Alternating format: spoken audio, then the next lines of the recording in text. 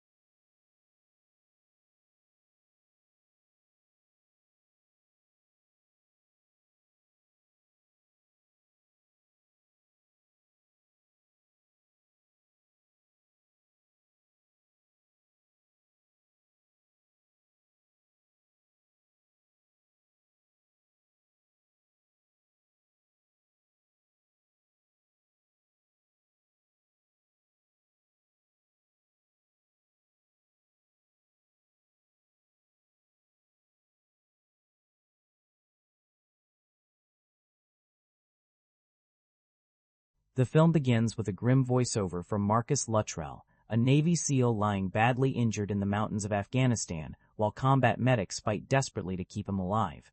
As blood stains his uniform and the rescue team works against the clock, Marcus reflects on the mindset that drives SEALs forward, the determination to keep pushing no matter the pain, and the sacrifices demanded by their duty.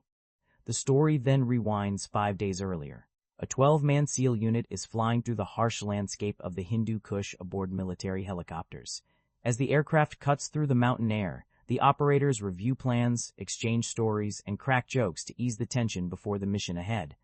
Elsewhere, a feared Taliban leader named Ahmad Shah travels through a remote Afghan village with his trusted lieutenant, Tariq. They are searching for a villager suspected of cooperating with American forces. Once they locate the man, Shah makes an example of him, executing him in front of his terrified family before continuing on his way. Back at Bagram Air Base, 4 SEALs, Marcus Luttrell, Danny Dietz, Matt Axelson, and Michael Murphy, wake before dawn and begin preparing for deployment. During the morning briefing, Luttrell learns that Operation Red Wings has officially been approved and will launch that night. Later that day, dozens of SEAL personnel gather inside the command center for a detailed briefing. Their target is Ahmad Shah and the small insurgent force operating under him. The mission calls for Murphy, Axelson, Dietz, and Luttrell to infiltrate the mountains, conduct reconnaissance, and positively identify Shah's location. Once confirmation is obtained, additional forces will move in to complete the operation. As evening approaches, the men suit up in full combat gear and wait for transport. Eventually, the helicopters arrive, rotors roaring across the airfield. The SEALs board and make final preparations as the aircraft lift into the night sky. After reaching the target area, Murphy, Axelson, Dietz, and Luttrell are inserted onto a steep mountainside under the cover of darkness. Using night vision equipment, they carefully begin navigating the rugged terrain. The narrow paths are dangerous, forcing them to move cautiously while the support team tracks their progress from afar. Following an exhausting trek, the 4-man reconnaissance team reaches a lookout position nearly 2,000 feet above the valley below. As daylight slowly spreads across the mountains, they realize their view of the area is partially obstructed. Wanting a clearer line of sight, they decide to move farther down the slope and establish a better observation point. Before relocating, they attempt to notify headquarters of the change. Dietz struggles to establish reliable radio contact through the mountainous terrain. The transmission is weak and broken, making communication extremely difficult. The following day, after receiving fragments of the team's message, Commander Eric Christensen departs by helicopter from Jalalabad, leaving another officer in charge of operations. Meanwhile, at their new observation position, the reconnaissance team finally gains a clear view of the village below. What they discover immediately changes the situation. Instead of the small group they expected, they count roughly 40 armed Taliban fighters moving throughout the area. Murphy eventually spots Ahmad Shah among them, confirming their target. However, the distance is far too great to attempt a shot. Worse still, Dietz continues battling the malfunctioning radio, unable to establish stable communication with command. Recognizing the danger of their position, the SEALs begin improving their concealment. They carefully construct hidden positions using rocks, brush, and the surrounding terrain. Despite the tension, they try to keep spirits high, trading stories and jokes while waiting for further developments. As darkness settles over the mountains, fatigue begins to take hold. One by one, the men drift off to sleep while Dietz remains awake to stand watch. The quiet night is suddenly shattered by the sound of bells. Dietz immediately alerts the others, and the team springs into action. Moments later, a herd of goats wanders into the area. Close behind them are 3 local Afghans, a young child, a teenage boy, and an elderly shepherd. As the civilians unknowingly approach their concealed position, the SEALs reveal themselves and quickly detain them. Murphy attempts to communicate using a handheld translation device, but repeated efforts fail to produce meaningful conversation. After numerous attempts to reach headquarters, a connection is finally established. Yet just as the team prepares to relay critical information, the signal disappears once again. The opportunity is lost, leaving them isolated without guidance or support. Tension rises even further when the young boy suddenly tries to run. The SEALs quickly stop him before he can escape. Murphy then presents the team with 3 possible courses of action. They can restrain the civilians and leave them behind, release them and risk exposure, or kill them to protect the mission. What follows is an intense debate. Each option carries serious consequences. The men understand that letting the shepherds go could reveal their location, but killing unarmed civilians would violate everything they stand for. The discussion grows increasingly heated as each man wrestles with the decision. Eventually, Murphy reaches a conclusion. Despite the danger it creates, he refuses to harm innocent people. The civilians are released. Knowing their position is likely compromised, the SEALs immediately begin moving uphill toward higher ground, where they hope to establish radio contact and request extraction. Back at Jalalabad, confusion develops regarding mission priorities. Because of a misunderstanding within the chain of command, 2 Apache attack helicopters are dispatched elsewhere, instead of being held ready to support the reconnaissance team. Unaware of the mix-up, Murphy and his men continue climbing through the unforgiving mountains. Burdened by heavy packs and equipment, they slowly push upward across the rugged terrain, hoping they can reach a position where their call for help can finally be heard. As the team continues their difficult climb up the mountain, their situation grows even worse. During the ascent, Axelson loses his footing on the rocky terrain and badly twists his ankle. Already burdened by heavy equipment and operating deep behind enemy lines, the injury makes their escape even more challenging. At the same time, the young Afghan boy they had released reaches a nearby settlement and quickly informs local Taliban fighters about the Americans hiding in the mountains. Unaware of how quickly danger is closing in, the SEALs push toward what they believe is the top of the ridge. When they finally arrive, they discover the devastating truth. It isn't the summit at all. Worse still, their communication equipment remains useless. Murphy scans the valley below through his binoculars. Everything appears calm from a distance, with no immediate signs of movement. Hoping darkness will provide cover, he decides the team should remain concealed and wait until sunset before attempting another move. Axelson takes up a watch position while the others remain alert. The quiet doesn't last long. Roughly half an hour later, Axelson notices movement in the distance. As the four men study the surrounding terrain, they quickly realize the severity of their predicament. Taliban fighters are advancing from multiple directions, gradually closing the trap around them. Knowing a confrontation is inevitable, the SEALs load their weapons, choose defensive positions, and prepare for battle. Moments later, the mountains erupt with gunfire. Luttrell squeezes the trigger first and drops an approaching fighter, but the opening shot immediately triggers a fierce engagement. Enemy fire pours in from every direction while Murphy and Dietz desperately attempt to establish communication through both the radio and satellite phone. The firefight intensifies rapidly. Dietz is struck in the hand. Axelson takes a round to the shoulder. Under a storm of bullets, the four SEALs gather behind a large boulder, trying to organize a defense while searching for an escape route. But the enemy's numbers are overwhelming. Soon, Luttrell, Dietz, and Axelson are all wounded. Then Murphy is hit in the abdomen. As if the relentless gunfire isn't enough, Taliban fighters begin launching RPGs toward their position. Explosions tear through the mountainside, showering the SEALs with dirt and rock fragments. Realizing they cannot hold their ground, the team makes a desperate decision. One after another, they throw themselves off a cliff nearly 50 feet high. The fall is brutal. Their bodies slam into rocks, crash through tree branches, and tumble violently down the slope. Somehow, despite the punishment, all four survive the descent. The Taliban, however, continue pursuing them, carefully making their way down the mountain while maintaining pressure with constant gunfire. As the enemy closes the distance, Murphy and Dietz are hit yet again. Recognizing they need to keep moving, Murphy orders the team toward another route. Axelson and Luttrell begin repositioning, but Dietz is in terrible condition. His injuries make every step a struggle. Refusing to leave him behind, Murphy helps drag and support his wounded teammate through the unforgiving terrain. Together, the battered SEALs continue their retreat, fighting exhaustion and blood loss with every step. After a grueling effort to create distance from their pursuers, they finally collapse for a brief moment of rest. Even then, Murphy continues trying to establish communication through the satellite phone, but every attempt ends in failure.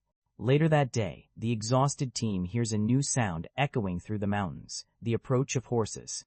The warning comes too late. Taliban fighters suddenly emerge and unleash another barrage of gunfire. Once again, the SEALs find themselves trapped with no good options. Murphy quickly realizes there is only one possible escape: another cliff. This drop is even worse than the first. Nearly 80 feet below lies the only chance of survival. As Tariq and several fighters rush forward to finish them off, Axelson and Murphy leap from the edge without hesitation. Luttrell stays behind momentarily, trying to help the badly wounded Dietz. But before they can jump, Tariq opens fire. Both men are struck in the neck area, and the impact causes Luttrell to lose his grip on Dietz. The next instant, Luttrell falls backward down the mountainside. Explosions and gunfire continue to echo across the valley as the surviving SEALs struggle to regroup. Amid the chaos, they debate whether they can still reach Dietz. He has become separated from the team and is now trapped in an increasingly dangerous position while Taliban fighters close in around him. Though Luttrell fears his teammate may already be dead, they decide they have to try. The remaining SEALs continue moving across rocky ground, desperately searching for a way out, while enemy forces press closer from all sides. Murphy and Luttrell begin climbing another steep section of the mountain while Axelson stays behind to provide covering fire. Every second becomes a fight for survival. Knowing rescue depends on establishing communication, Murphy makes a selfless choice. He hands his remaining ammunition to Luttrell and charges uphill alone, exposing himself to enemy fire in order to find a signal strong enough to contact support forces. Bullets strike around him from every direction. Still, he keeps climbing. Finally reaching an exposed position, Murphy successfully places the call requesting immediate air support. Even after making contact, he continues fighting, exchanging fire with advancing Taliban soldiers despite his severe wounds. Outnumbered and gravely injured, Murphy ultimately falls. But his sacrifice is not in vain. His actions ensure that headquarters learns their location and launches a rescue effort. Now alone with Axelson, Luttrell struggles with the loss of his team leader while rescue personnel at Jalalabad and Bagram scramble to organize a response. Hidden among rocks and sparse cover, Luttrell and Axelson discuss Murphy's fate and wonder whether the emergency call managed to get through. Hours later, a rescue force prepares to enter the battle. Despite lacking Apache helicopter support, one courageous pilot agrees to insert troops into the combat zone. Meanwhile, Axelson and Luttrell separate and move through the woods, continuing to engage Taliban fighters whenever they appear. Then they hear a helicopter approaching overhead. For a brief moment, hope returns. Convinced that rescue is finally arriving, the two exhausted SEALs believe their nightmare may soon be over. But tragedy is only moments away. Just when rescue seems within reach, disaster strikes. As the incoming helicopter attempts to insert the rescue team, including Christensen, Patton, and several other SEALs, the Taliban quickly react. An RPG streaks through the air and slams directly into the aircraft. The helicopter erupts into a massive fireball. Within seconds, it crashes into the mountainside, killing everyone on board. The pilot of the second helicopter witnesses the catastrophe unfold and refuses to land his aircraft in the middle of the deadly ambush. Forced to pull away, he leaves the surviving SEALs on the ground without immediate support. Back on the battlefield, Luttrell and Axelson are left alone to face overwhelming enemy numbers. The firefight continues relentlessly. From his position, Luttrell watches helplessly as Axelson is struck twice in the throat by enemy fire. Moments later, a nearby RPG explosion blasts through the area, throwing Luttrell violently down the mountainside. His body crashes through rocks and brush before his head slams against a large boulder. The impact leaves him barely conscious. As the surviving personnel aboard the support helicopter desperately argue about helping the trapped SEALs, the pilot refuses to lower the ramp or return to the kill zone. Meanwhile, additional troops begin mobilizing from Bagram in preparation for a larger rescue effort. Badly injured and disoriented, Luttrell somehow manages to keep moving. With Taliban fighters searching the area, he drags himself farther down the mountain, using every ounce of strength he has left. Eventually, he finds a narrow, rocky hiding place and squeezes himself into cover. Completely exhausted, he falls asleep. When morning arrives, the pain becomes impossible to ignore. Luttrell awakens alone and takes stock of his injuries. Realizing his leg is badly damaged, he painfully resets his broken shin before continuing on. From behind a cluster of rocks, he surveys a nearby village. Although he spots Taliban fighters in the area, he chooses a different route and begins following a trail leading away from the settlement. What follows is an agonizing journey through the wilderness. Weak, dehydrated, and barely able to walk, Luttrell stumbles through the forest desperately searching for water. Every step pushes him closer to collapse. At last, he discovers a small pool of fresh water. For the first time in days, there is a glimmer of hope, but the relief doesn't last. As he drinks, he realizes he is not alone. 3 Afghan men and a young boy are watching him. Expecting the worst, Luttrell reaches for a grenade, preparing himself for a final stand if necessary. The villagers quickly reassure him that they are not associated with the Taliban. Meanwhile, rescue forces continue searching the mountains, but nobody knows whether Luttrell is still alive. The injured SEAL is eventually taken to a small mountain village led by a local man named Gulab. Though barely conscious, Luttrell understands that he must somehow contact American forces. He writes a brief note and entrusts it to Gulab's father, asking him to deliver it to U.S. troops. The task is incredibly dangerous. Before long, Taliban commander Tariq arrives in the village with armed fighters. Convinced that an American soldier is being hidden there, he begins questioning the villagers and threatening them with death. Luttrell's presence is nearly exposed. Yet, despite the danger, the villagers refuse to betray him. They stand together and protect their guest. Enraged by their defiance, Tariq issues a terrifying warning. He promises to return and wipe out the entire village if the American is not surrendered. Undeterred, Gulab's father leaves on his dangerous journey to find American forces. Back in the village, the elders debate what should be done while Luttrell struggles to recover. During this time, he gradually forms a connection with one of the village boys. Hoping to defend himself if necessary, he asks the child for a knife. Instead, the boy innocently brings him a duck as a gift. The gesture provides a rare moment of humanity amid the chaos. Later, Gulab finally delivers a knife. Using it, Luttrell attempts to remove bullet fragments lodged in his leg.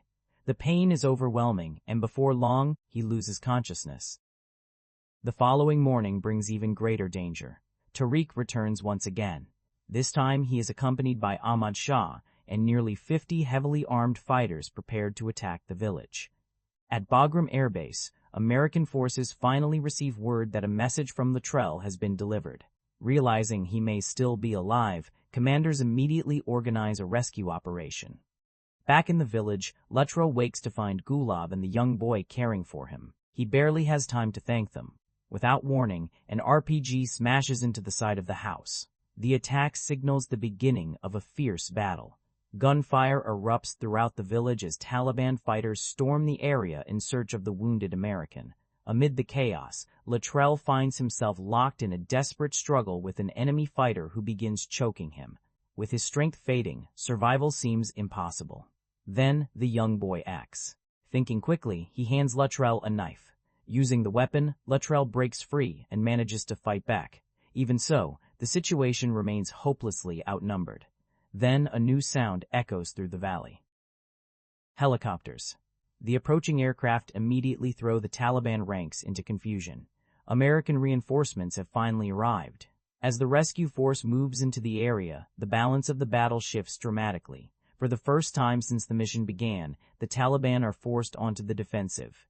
With the enemy retreating, Luttrell and Gulab finally get an opportunity to eliminate Tariq, ending the threat he has brought to the village and its people.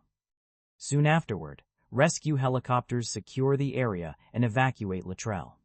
As he is loaded aboard, he desperately tries to bring Gulab with him, unwilling to leave behind the man who risked everything to save his life. But the crew separates them. Too weak to resist, Luttrell can only watch as the helicopter lifts off. During the flight, his condition worsens.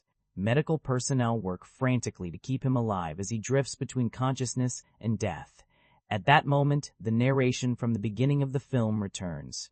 Luttrell reflects on the impossible experience he endured, how part of him died on that mountain while another part somehow survived. As medics continue fighting for his life, the monitor beside him changes, the flat line disappears, a steady heartbeat returns. Against all odds, Marcus Luttrell has made it home alive. Before getting into the movie itself, I think it's worth talking about what makes Lone Survivor A different from a lot of other modern war films. This isn't a fictional mission inspired by real events or a loosely based military story. The foundation of the film comes from a real operation, a real tragedy, and real people whose names are attached to everything that happens on screen. And honestly, the movie reminds you of that almost immediately. Right from the opening moments, there's an effort to connect the audience to the reality behind the story. You see glimpses of actual Navy SEAL training, and it's not presented as some cool action movie montage. If anything, it's uncomfortable. The physical punishment these men willingly put themselves through is hard to watch at times. It sets a tone before the narrative even properly begins. You're not being introduced to superheroes. You're being introduced to people who chose one of the most brutal professions imaginable. What struck me is that the film never really hides where this story is heading. The title itself already tells you more than most movies would dare reveal. There isn't a mystery here. You're not watching to find out whether the mission succeeds. You're watching because you know something went terribly wrong, and the film wants you to understand what happened. That creates a very different feeling from the start. Instead of suspense built around the outcome, there's this quiet sense of inevitability hanging over everything. Every conversation, every joke between the soldiers, every small moment before deployment feels a little heavier because the audience already knows these aren't just movie characters. These were actual people who walked into a situation that would eventually become part of military history. The film is adapted from Marcus Luttrell's account of Operation Red Wings, and whether you agree with every creative decision the movie makes or not, there's a clear desire to preserve the memory of the men involved. That's something you can feel throughout the film. Sometimes it works beautifully. Other times it feels almost conflicted, caught somewhere between being a war movie and being a memorial, and that's actually one of the more interesting things about Lone Survivor. A lot of war films try to explain the politics, the strategy, or the larger historical picture. This movie is much narrower in focus. It zooms in on one mission, one group of soldiers, and one disastrous chain of events. The broader conflict exists in the background, but the film's attention stays fixed on the people at the center of it. Because of that, the story often feels less like a lesson in military history and more like an attempt to preserve a memory. Whether viewers ultimately see it as a tribute, a survival story, a war film, or something in between will probably depend on their own perspective. But from the very beginning, Lone Survivors makes one thing clear. It's not interested in presenting these events as distant history. It wants them to feel immediate, personal, and human. And that real-world connection gives even the film's quieter moments a weight that many fictional war movies spend hours trying to achieve. One thing I found interesting about Lone Survivor is that it never tries to be a complete biography of Marcus Luttrell, nor does it attempt to tell the entire story surrounding the war in Afghanistan. In fact, compared to the source material it's based on, the movie is surprisingly selective about what it includes, and honestly, that was probably the right decision. The book covers a much broader journey. It dives deeper into military life, training, personal experiences, and the road that eventually led to Operation Red Wings. A film trying to cover all of that would have ended up feeling scattered. Instead, Peter Berg narrows his focus almost entirely to the mission itself and the disaster that follows. That choice gives the movie a very clear identity. Rather than building a sprawling military drama, the film becomes a survival story. Everything is aimed toward getting us onto that mountain as quickly as possible. The setup is there, but only in the amount needed to understand who these men are and why they're there. Once the operation begins, the movie rarely looks back. Of course, whenever a true story gets adapted for the screen, there's always a balancing act between accuracy and storytelling. A book can spend pages explaining context, motivations, and complicated details. A movie has a much shorter window to create the same emotional connection. That usually means certain events get simplified, some details get condensed, and a few moments are emphasized more heavily than they might have been in reality. You can definitely feel that happening here. There are scenes that clearly exist because they create stronger drama. Certain conversations feel designed to sharpen the stakes. Some events are presented in ways that make the emotional impact hit harder, even if the real situation may have been more complicated. Whether that bothers you will probably depend on what you're looking for. If you're expecting a meticulous historical reconstruction where every detail is treated like a documentary, there are moments that might raise questions. But if you're approaching it as a film trying to translate an intense real-life experience into a cinematic narrative, most of those decisions make sense. What I appreciate is that the movie never loses sight of what story it's actually trying to tell. It isn't attempting to explain every military decision. It isn't trying to provide a complete history lesson. It isn't interested in covering years of conflict. The focus stays locked on a small group of soldiers and a mission that spiraled completely out of control. That narrower approach ends up shaping everything that follows. The downside, though, is that some viewers may come away wanting more context, more background, more understanding of the larger situation surrounding the operation. The movie occasionally assumes that the emotional weight of the real event will carry moments that perhaps could have used a little more development. Still, I think the adaptation succeeds most when it keeps things personal. Whenever the film zooms in on the immediate experience of the men involved, the uncertainty, the decisions, the fear, the physical punishment, it feels at its strongest. That's where the story stops feeling like a historical recreation and starts feeling like something happening right in front of you. And, in a way, that seems to be the guiding philosophy behind the entire adaptation.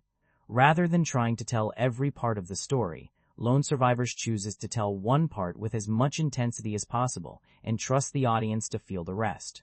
With the groundwork out of the way, Lone Survivor High finally shifts its attention to the mission itself. And what's interesting is how ordinary everything initially feels. There's no massive speech, no dramatic declaration that history is about to be made. The film doesn't arrive at the operation waving a giant flag and shouting about heroism. Instead, it introduces 4 Navy SEALs who are preparing to do what, for them, is simply another assignment. Marcus Luttrell, Michael Murphy, Danny Dietz, and Matt Axelson make up a small reconnaissance team tasked with locating a Taliban leader operating in a remote region of Afghanistan. It's a mission built around observation rather than all-out combat. Get in quietly, gather intelligence, confirm the target's location, and get out. At least, that's the plan.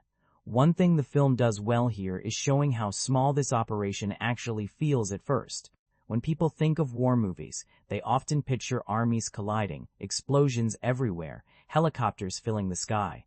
But this mission starts with 4 men moving through mountains, carrying equipment, checking positions, and trying not to be seen. There's something almost unsettling about that simplicity, because if you've seen enough war films, you know situations that appear manageable rarely stay that way for long. The movie spends time establishing the practical side of the operation. Communication becomes a concern almost immediately. The terrain is difficult. The environment feels isolating. Even before things go wrong, there's a sense that these men are operating far away from any real safety net, and that's important because the film isn't setting up a battle, it's setting up vulnerability. These aren't soldiers charging toward an enemy position with overwhelming support behind them. They're deep inside hostile territory with limited options if something fails. The further the mission progresses, the more that reality begins to settle in. What I like about this section is that it avoids turning the team into larger-than-life action heroes. They're obviously highly trained and extremely capable, but they're still presented as people dealing with uncertainty. There are moments of confidence, moments of routine military banter, and moments where you can already feel tension creeping into the edges of the operation. Not enough to dominate the atmosphere yet, but enough to remind you that things are fragile. And then comes the moment that changes everything. Without getting into the larger ethical discussion just yet, the mission is suddenly interrupted by an encounter nobody planned for. It's not a massive enemy ambush, not an explosion, not some elaborate military trap. It's 3 civilians. What's fascinating is how quickly the entire operation pivots because of that single encounter. A mission that seemed relatively straightforward suddenly becomes complicated. Every decision starts carrying weight. Every option feels risky. The objective itself almost becomes secondary as the team finds themselves dealing with a problem that training alone can't neatly solve. That's where Lone Survivors really begins to find its identity. Up to this point, it feels like a military operation unfolding step by step. But once that unexpected obstacle appears, the film starts moving towards something much larger than a simple mission narrative. You can feel the tension changing shape, the uncertainty becomes more personal, the margin for error disappears, and from that point forward, the story never really gets a chance to breathe again. Before the bullets start flying and before the mission completely falls apart, Lone Survivor spends a surprising amount of time focusing on something much smaller, the relationship between the 4 men at its center. And honestly, that time is necessary. Because once the film reaches the mountain, it becomes almost non-stop survival. If the audience doesn't care about the team beforehand, a lot of what follows would lose its impact. What I found interesting is that the movie doesn't build these relationships through long emotional speeches or dramatic backstories. Nobody sits around explaining their life philosophy. Nobody gets a lengthy monologue about what they're fighting for. The film takes a much simpler approach. It just lets them exist together. You see them joke around, tease each other, exchange the kind of casual comments that probably mean nothing to outsiders but everything within a close-knit group. It's not always flashy dialogue either. Sometimes it's just a look, a reaction, or the way one guy immediately understands what another is thinking without needing an explanation. That's where the chemistry starts to work. The movie isn't trying to convince you that these men are best friends. It's trying to convince you they've spent enough time together to trust each other with their lives. That's a different thing entirely, and for the most part, I bought it. There's a professionalism to the group that feels believable. even during lighter moments, you never forget that these are highly trained soldiers. The joking never completely removes the sense of discipline underneath it. They're comfortable with one another, but there's still an understanding that when the mission starts, everything changes. One detail I appreciated is that the film doesn't try too hard to make each member dramatically unique. Some viewers actually criticize that choice, and I understand why. If you're looking for deeply detailed character studies, you might come away wanting more. There are moments where certain members of the team feel defined more by their role within the unit than by individual personality. But strangely enough, that also contributes to the realism. In real life, especially in elite military units, the mission often matters more than personal spotlight. Nobody is trying to become the main character. They're functioning as part of a system, and the film reflects that mindset. What emerges from those early scenes isn't necessarily individual characterization, it's collective identity. You begin to see how much these men depend on each other, not just physically, but mentally. Decisions are discussed, opinions matter. Trust isn't something that's earned during the crisis. It's already there before the crisis arrives, and that becomes incredibly important later. Because once things start going wrong, the film repeatedly comes back to that bond. Not through speeches about brotherhood, but through actions, the willingness to stay, the refusal to leave someone behind. The instinct to help even when helping puts you in greater danger yourself. Those moments land because the groundwork has already been laid. What's interesting is that different viewers seem to react very differently to this aspect of the film. Some people feel deeply connected to the team and see the camaraderie as one of the movie's strongest qualities. Others argue that the characters aren't developed enough individually to create a truly emotional attachment. Honestly, I can see both sides. There are certainly war films that spend more time exploring who these people are outside of combat. Lone Survivors isn't really interested in that. Its focus is narrower. The movie cares more about showing how these men function together than exploring every detail of who they are as individuals. But even with that limitation, the sense of loyalty feels genuine. And by the time the mission reaches its turning point, you don't necessarily know everything about these men. You probably couldn't write a biography for each of them. What you do know is that they trust each other completely. And in a story that's ultimately about survival, sacrifice, and impossible decisions, that foundation ends up carrying a lot more weight than 100 pages of character exposition ever could.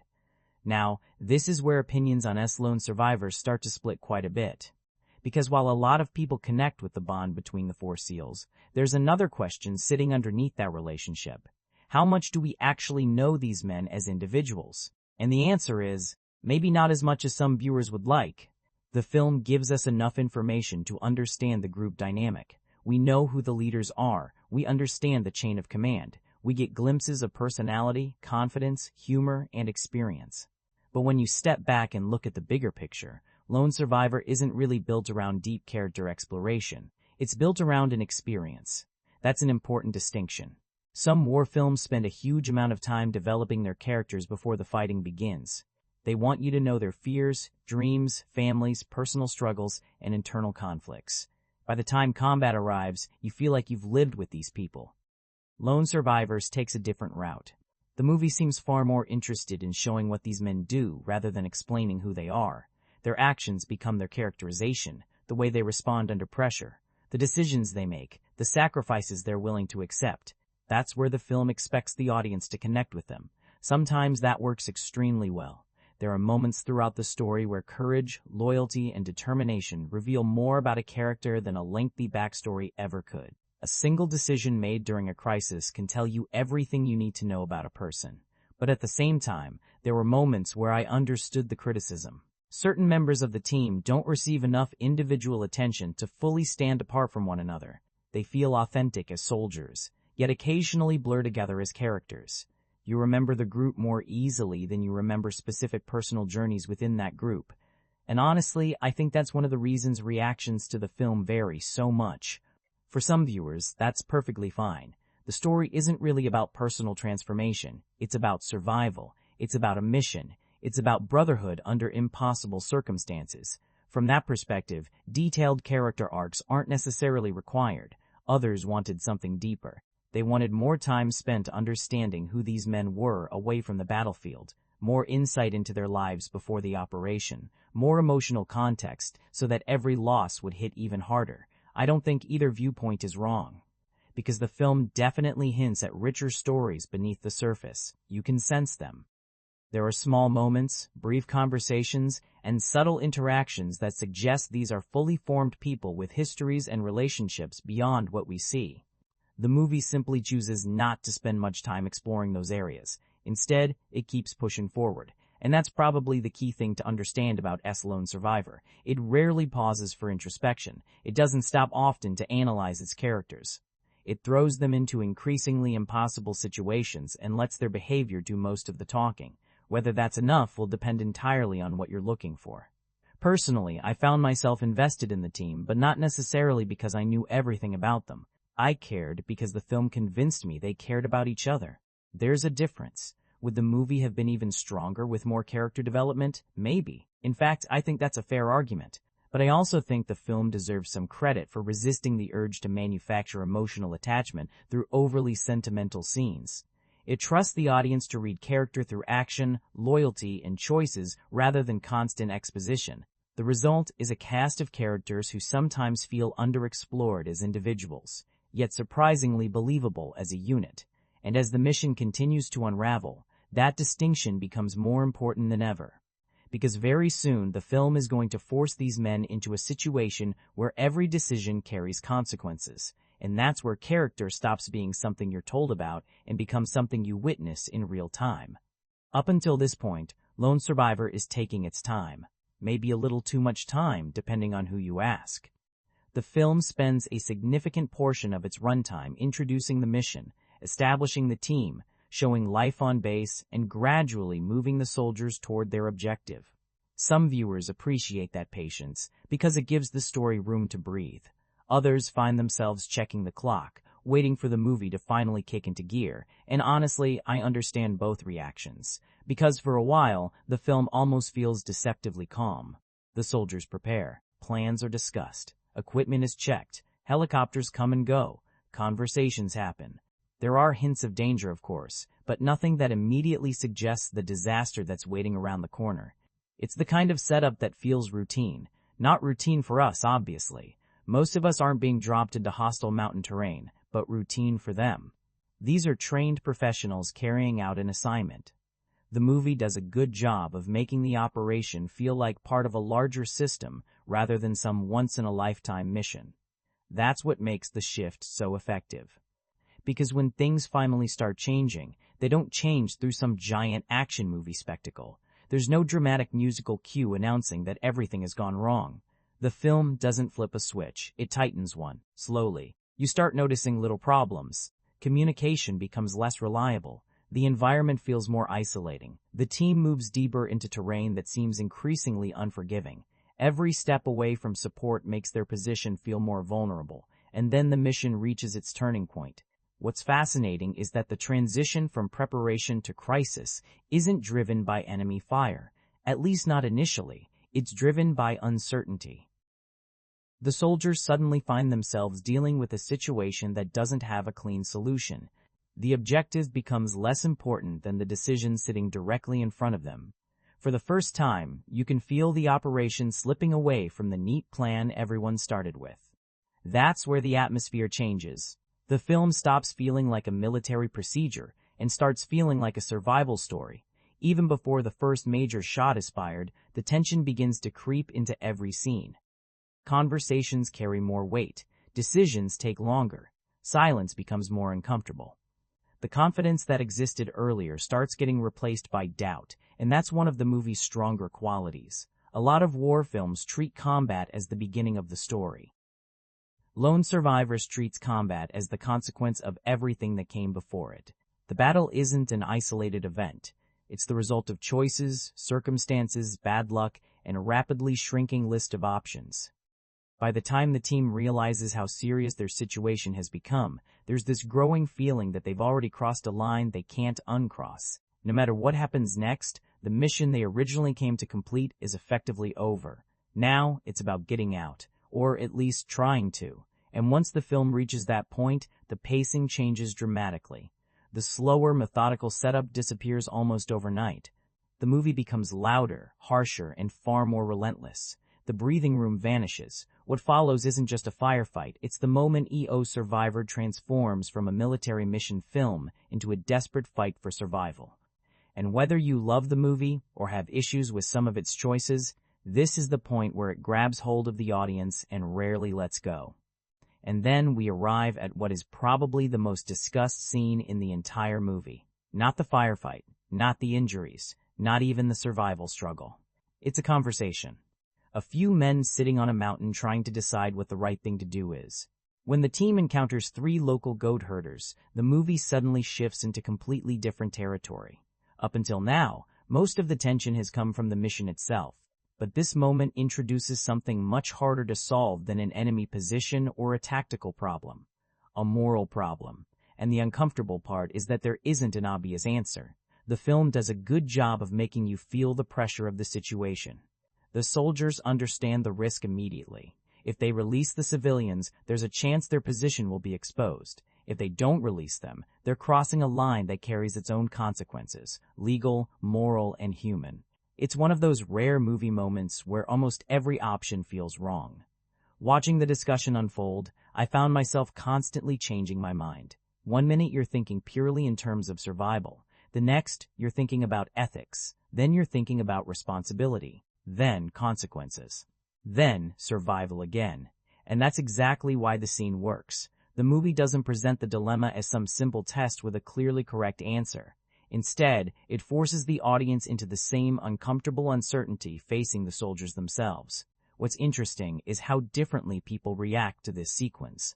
Some viewers see it as one of the strongest scenes in the film because it introduces genuine complexity. It reminds us that warfare isn't just bullets and explosions. Decisions made in a matter of minutes can carry consequences that last forever. Others have criticized the scene, arguing that the debate feels overstated or questioning whether trained soldiers would realistically approach the situation in exactly this way. Some viewers even spend the rest of the movie wondering about alternative choices. What if they had handled it differently? What if they had delayed the civilians? What if they had moved positions sooner? What if they had made the opposite decision? The movie never stops those questions from forming in your head. In fact, it almost encourages them. And that's part of what makes the scene linger. Because unlike many war films where conflict arrives from an external threat, here the turning point comes from a human choice. The disaster that follows isn't presented as the result of incompetence or recklessness. It's presented as the outcome of trying to do what the soldiers believed was right under impossible circumstances. Whether you agree with that decision or not is almost beside the point. The important thing is that the film makes you think about it, long after the scene ends, long after the shooting starts, long after the mission has completely unraveled. In a movie filled with violence, this surprisingly quiet discussion ends up becoming one of its most significant moments, not because it's action-packed, but because it exposes something deeper. It reminds us that combat isn't just a test of physical endurance. Sometimes it's a test of judgment.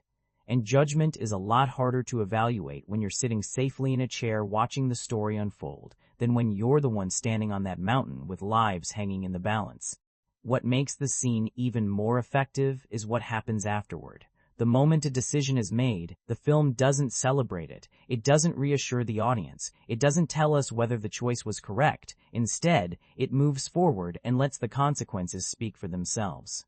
From that point on, every setback, every complication, and every moment of danger carries an invisible question in the background. Could all of this have been avoided? The movie never gives a definitive answer.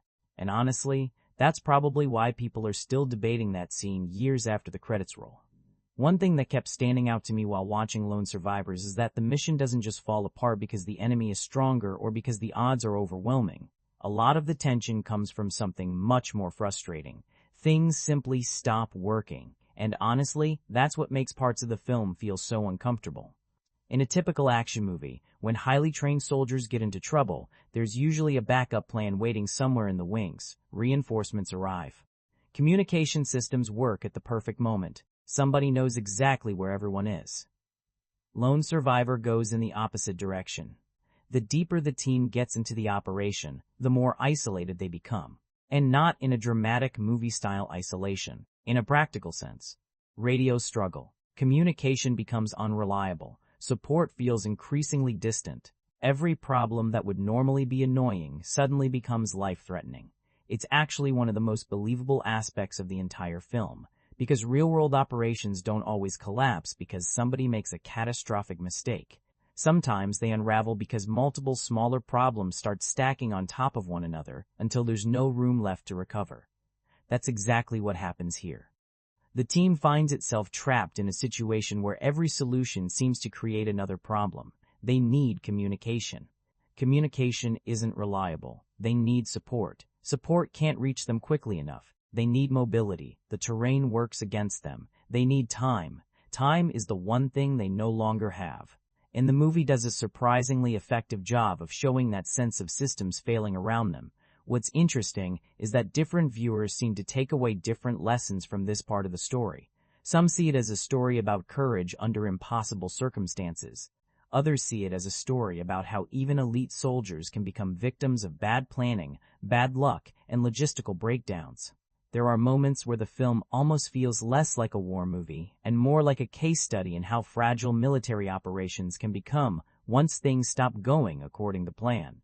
You can feel the frustration building, not just among the characters, but in the audience too. There were several moments where I found myself thinking, surely there's another option, a different route, a different communication method, a quicker response, some kind of support that arrives before everything spirals completely out of control. But that's part of the tragedy the film keeps returning to. The soldiers are highly trained, they're disciplined, they're experienced, yet none of those qualities can magically fix a broken situation. Skill can help you survive. It can't always prevent disaster, and that idea quietly hangs over the entire movie. The further the mission deteriorates, the less it feels like a battle between two sides and the more it feels like a struggle against circumstances themselves. The mountain becomes an obstacle, distance becomes an obstacle, communication becomes an obstacle, time becomes an obstacle. Everything starts working against them. I also think this section of the film adds another layer to the earlier ethical dilemma. Because once the operation begins collapsing, it's tempting to look back and search for a single moment where everything went wrong, a single decision, a single mistake. The movie doesn't make it that simple. Yes, there are choices that matter, important choices. But there are also structural problems, logistical limitations, and factors completely outside the soldier's control. That's what makes the situation feel so tragic. There isn't one clear villain behind the mission's failure.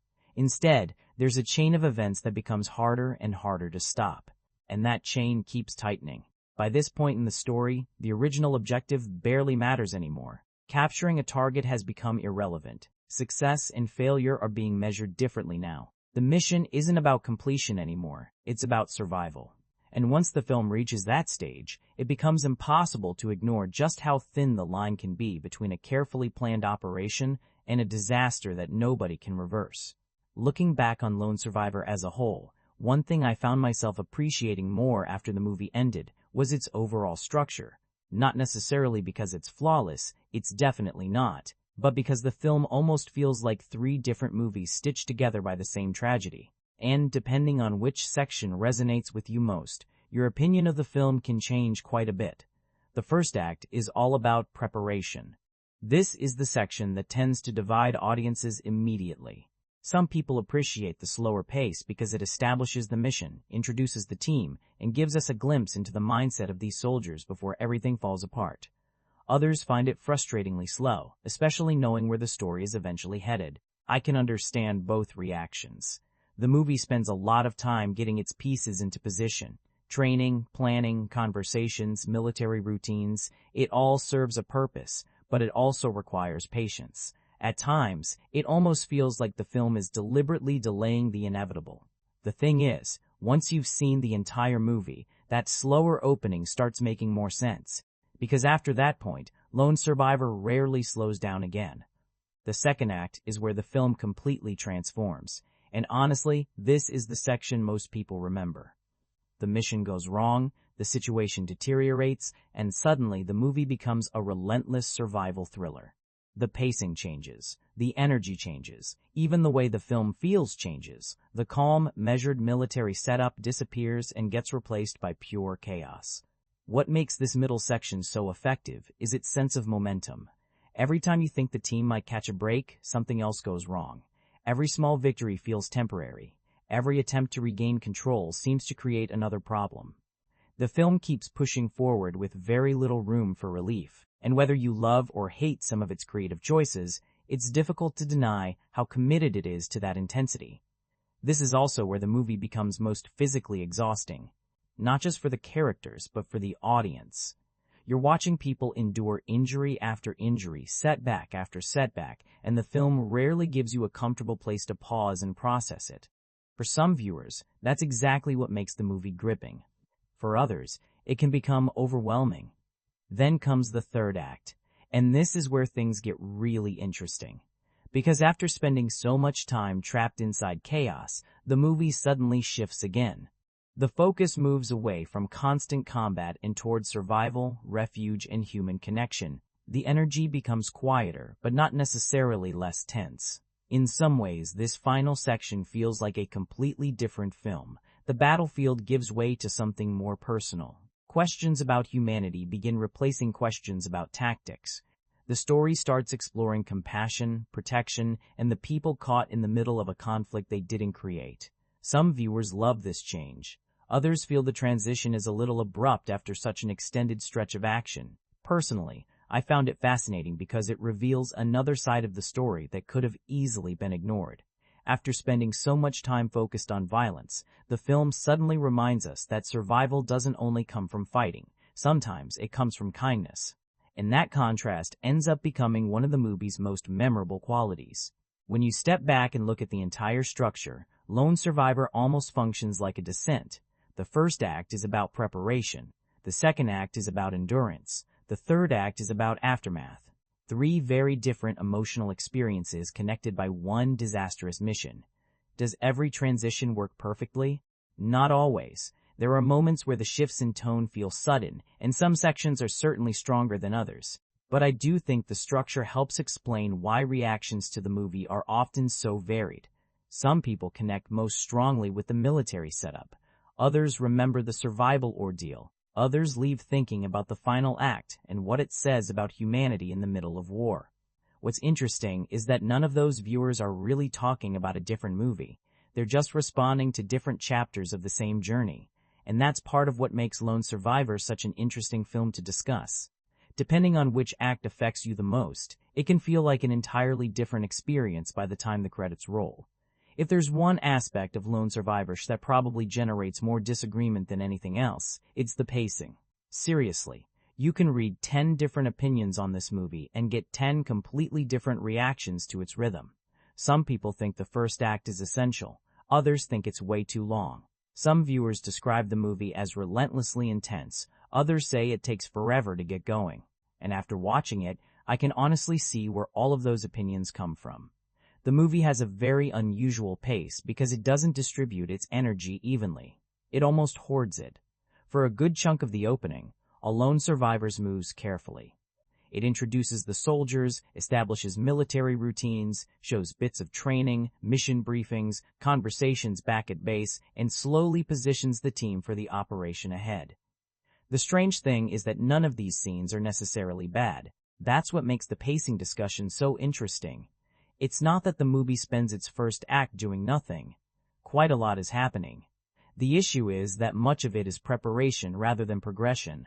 The film is gathering pieces instead of moving them, and depending on your patience level, that can either feel immersive or frustrating. There were moments where I appreciated the slower approach because it gave the story a sense of authenticity. Military operations don't begin with explosions. There are procedures, planning, waiting. Long stretches where nothing dramatic happens. But at the same time, the film is carrying a unique burden. The title already tells us where this story is heading. So while the movie is carefully laying its foundation, part of the audience is sitting there thinking, okay, when do we get there? That's a difficult balancing act. What's fascinating, though, is how quickly that problem disappears once the mission starts unraveling. Because when the film finally accelerates, it doesn't just pick up speed. It launches itself forward. The middle section is almost the complete opposite of the opening. Instead of gradual build-up, you're suddenly thrown into a stretch of filmmaking that barely pauses. The movie becomes a chain reaction. One crisis triggers another. One injury leads to another setback. One failed attempt at recovery creates an even worse situation. It's exhausting, and I mean that in both a positive and negative sense. On one hand, the relentless pace helps immerse you in the chaos. The audience experiences a fraction of the confusion, urgency, and desperation that the characters are facing. The lack of breathing room becomes part of the experience. On the other hand, there are moments where the constant intensity starts working against itself. When everything is at maximum volume for an extended period, individual moments can begin blending together. The film occasionally risks replacing escalation with repetition. The action remains intense, but the emotional impact doesn't always increase at the same rate. That's something several war films struggle with, and Lone Survivor isn't completely immune to it. Then, just when you've adjusted to that rhythm, the movie changes gears again. The final section slows things down considerably compared to the chaos that came before it. Not entirely, but enough that the shift becomes noticeable. Some viewers welcome that change because it allows the story to explore themes beyond survival. Others feel the momentum drops right when it should be building toward its conclusion. Personally, I found the pacing most effective when viewed as part of the film's emotional journey rather than its plot mechanics. The slower opening creates anticipation. The brutal middle section creates exhaustion. The quieter final stretch creates reflection. Whether every transition works perfectly is another discussion entirely, but I do think the pacing reflects what the movie is trying to make the audience feel, and that's why it's so divisive. If you're looking for a tightly structured action film that maintains a consistent rhythm from beginning to end, Lone Survivor might test your patience in places. But if you're willing to accept its unevenness, there's something interesting about the way the film constantly changes its tempo. It doesn't feel engineered for maximum entertainment at every moment. It feels like a story that's trying to drag the audience through different emotional states, even if the process gets messy along the way. And honestly, that messiness sometimes works in the movie's favor. Because by the time the credits arrive, you don't remember A Lone Survivor as a film with one speed. You remember it as a film that starts with uncertainty, crashes into chaos, and slowly limps towards something quieter on the other side. If there's one thing Lone Survivors does exceptionally well, it's making you feel uncomfortable. Not because of jump scares, not because of shocking plot twists, because it constantly puts you in situations where survival feels uncertain, painful, and increasingly impossible. Once the firefight begins, the movie transforms into something that feels less like a traditional war film and more like a prolonged nightmare that nobody can wake up from. And that's where a lot of the tension comes from. Most action movies operate on an unspoken agreement with the audience. No matter how dangerous things become, you usually believe the heroes will find a way out. Maybe they'll get injured, maybe they'll lose someone along the way, but there's often a safety net built into the storytelling. Lone Survivor doesn't really offer that comfort. In fact, the film spends much of its runtime doing the opposite. It keeps removing options.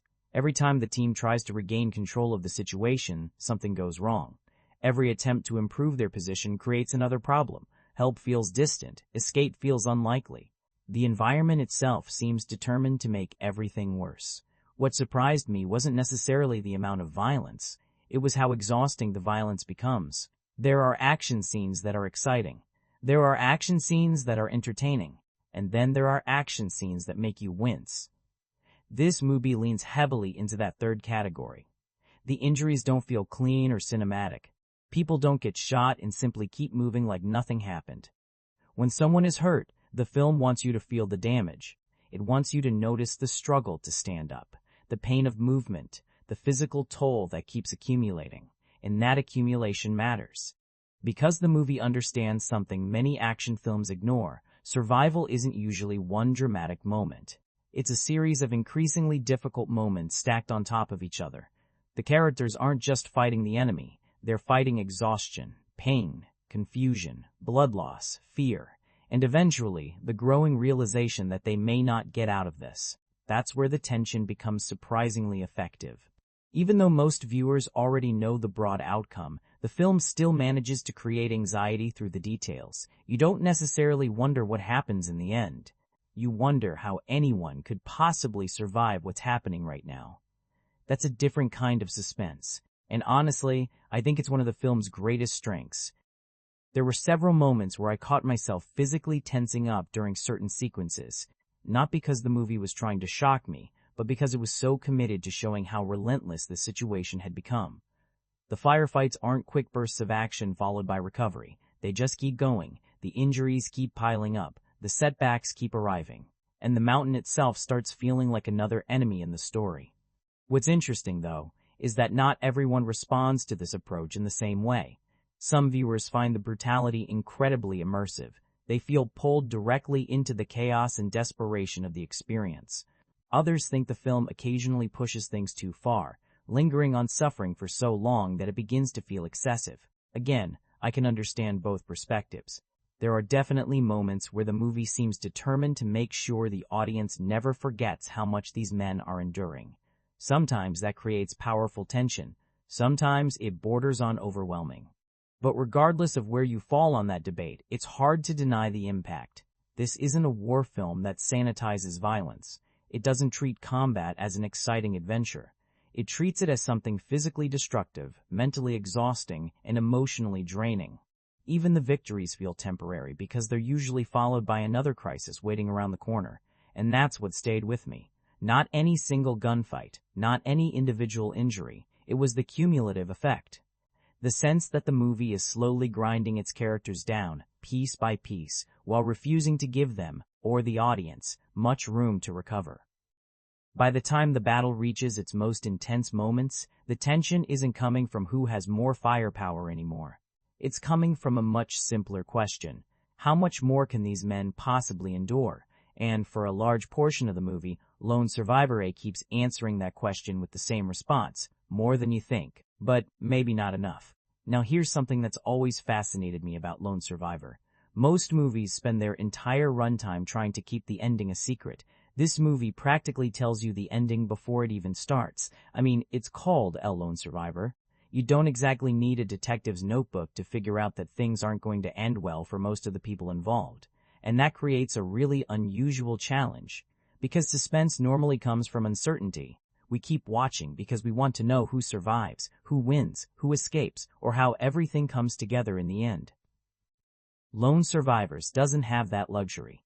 From the moment the title appears on screen, the audience already has a rough idea of where this story is heading. Even viewers who know nothing about Operation Red Wings can probably make a fairly accurate prediction about the final outcome. So the obvious question becomes, if we already know what's coming, how does the movie create tension? And surprisingly, the answer is, by changing the question. The film isn't really asking, what happens? It's asking, how does it happen? That's a very different experience. The suspense doesn't come from wondering whether the mission succeeds. It comes from watching the situation unravel step by step. Every setback becomes important because you're trying to understand how a mission could deteriorate this badly. The movie turns the journey itself into the mystery, and for a lot of viewers that works remarkably well. Even knowing the destination, there's still a sense of dread hanging over the entire story. In fact, sometimes knowing the outcome makes certain scenes even more uncomfortable. Early conversations carry extra weight. Moments of camaraderie feel more bittersweet. Small victories feel temporary because you know they're leading somewhere painful. There's a strange tension that comes from inevitability. You're not waiting for disaster to arrive. You're watching it slowly approach. That said, I completely understand why some people struggle with this aspect of the film. Several viewers felt that the title and overall premise reduced the suspense significantly. If you already know the broad outcome, certain scenes naturally lose some uncertainty. You're not sitting there wondering whether everyone makes it out safely. The film has already answered that question before the opening act is finished, and honestly, that's a fair criticism. There were moments where I found myself thinking less about survival and more about the mechanics of the story. Instead of asking, who gets out, you're often asking, how much longer until everything completely collapses? For some people, that's compelling. For others, it creates emotional distance. What's interesting is that the film seems fully aware of this problem. It never really tries to trick the audience. It doesn't rely on fake suspense or last-minute surprises. Instead, it leans into the inevitability. The story becomes less about outcomes and more about endurance, less about victory and more about process, less about whether tragedy happens and more about understanding the cost of it. And in that sense, the title almost functions like a warning, not a spoiler, a warning.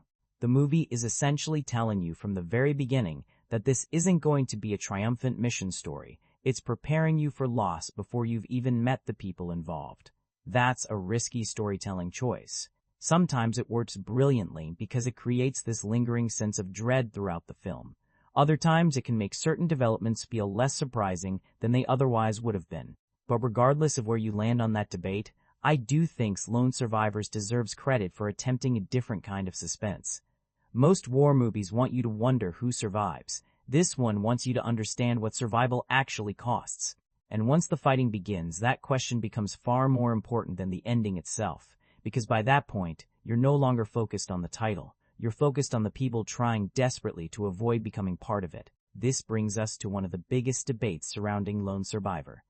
Is it a brutally realistic war film, or is it a Hollywood action movie wearing the clothes of a realistic war film? The answer is probably somewhere in between. And honestly, that's what makes the conversation so interesting, because there are moments in this movie that feel incredibly authentic. Not necessarily because I know exactly what combat looks like in real life, but because the film constantly emphasizes confusion, pain, and vulnerability over clean cinematic heroics. When the firefights begin, nobody looks cool. Nobody is delivering clever one-liners. Nobody is walking away from danger without consequences. The soldiers get exhausted, they get injured, they make mistakes, they panic, communication breaks down, plans fail. There are long stretches where survival feels less dependent on strategy and more dependent on sheer determination. That part works extremely well.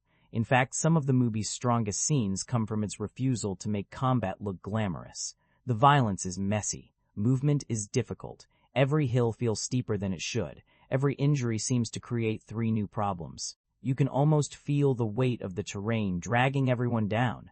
But then there are other moments, and these are the moments that divide people. Because every so often, Lone Survivor starts leaning towards spectacle. The most obvious example is the physical punishment the characters endure throughout the film. There are sequences where bodies are thrown down rocky slopes, smashed against trees, slammed into cliffs, and somehow continue moving forward.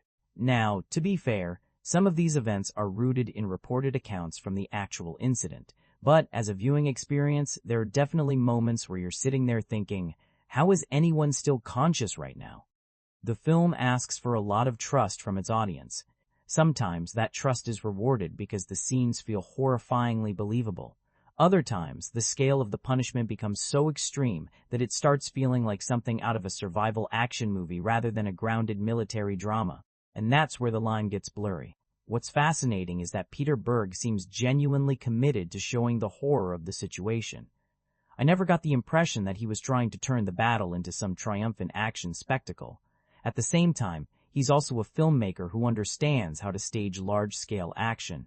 You can feel both instincts pulling against each other throughout the movie. One side wants realism, the other side wants intensity. Most of the time, those goals work together. Occasionally, they clash. The result is a film that sometimes feels incredibly raw and other times feels slightly larger than life. I think that's why reactions vary so dramatically. Some viewers focus on the physical suffering, the confusion, and the desperation. For them, the movie feels painfully authentic. Others focus on the more exaggerated moments, the endless punishment, the near superhuman endurance, the escalating chaos, and come away feeling that the film overplays its hand. Neither reaction is unreasonable, because Lone Survivors constantly walks that tightrope. And to be honest, it never completely chooses one side. It's not as stripped down and restrained as the most realistic war films, but it's also far more grounded than a typical Hollywood action movie. It exists somewhere in the uncomfortable space between those two worlds. Personally, I think that's part of why the combat sequences remain memorable, not because they're perfect, because they're conflicted. They're trying to honor a real event while still functioning as cinema. They're trying to show suffering without losing momentum. They're trying to be immersive without becoming unwatchable. Sometimes they succeed brilliantly. Sometimes they push a little too far. But either way, they leave an impression.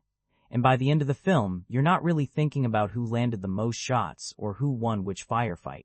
You're thinking about how much punishment the human body and the human mind can absorb before everything finally breaks. Which, in many ways, is exactly the question the movie wants you to be asking.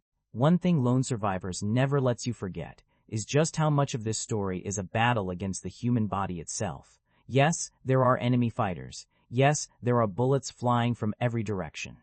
But after a certain point, the movie almost becomes an endurance test. And not just for the characters, for the audience too.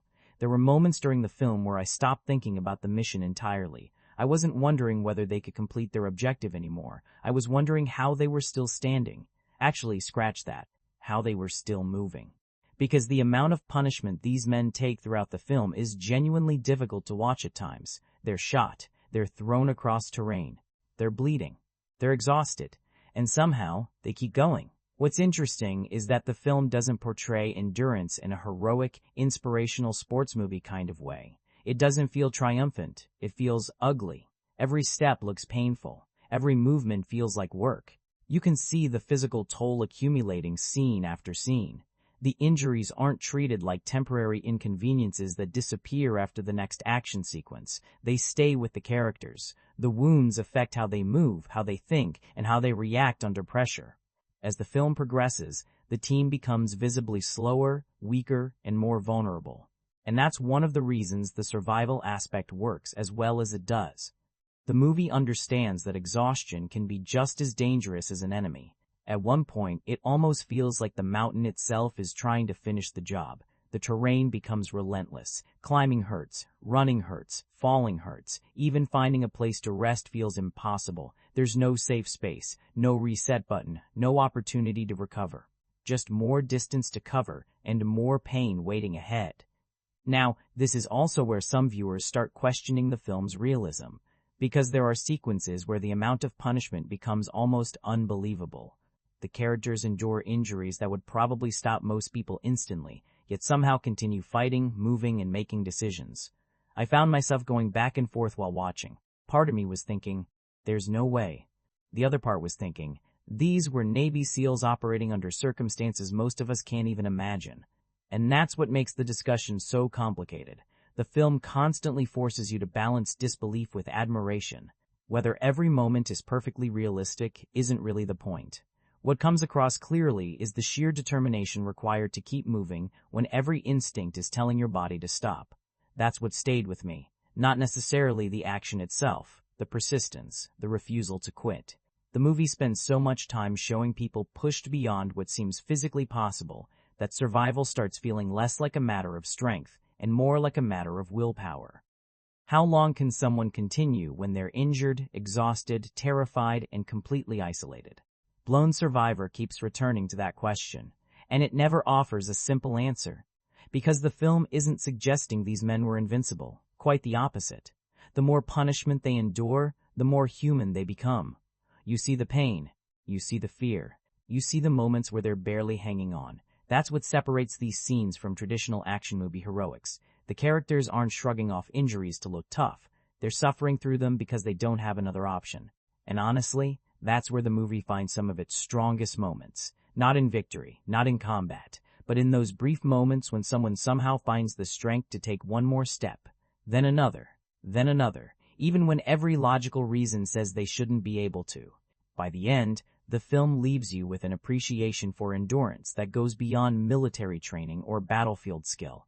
It's really about the limits of human resilience and the uncomfortable realization that those limits might be much farther away than most of us think. After spending so much time talking about the firefights, the injuries, and the survival aspect, I think it's worth stepping back and asking a bigger question. What is Lone Survivors actually saying about war? And the answer isn't as straightforward as you might expect. Because this is one of those films where two people can watch the exact same scenes and walk away with completely different interpretations. Some viewers see it as a tribute to courage. Others see it as a reminder of how senseless war can be. And honestly, I don't think either reading is wrong. What struck me while watching is that the film rarely stops to explain its position. It doesn't pause for speeches about geopolitics. It doesn't spend much time analyzing why the war exists or what broader objectives are being achieved. The focus stays extremely close to the soldiers and their immediate reality.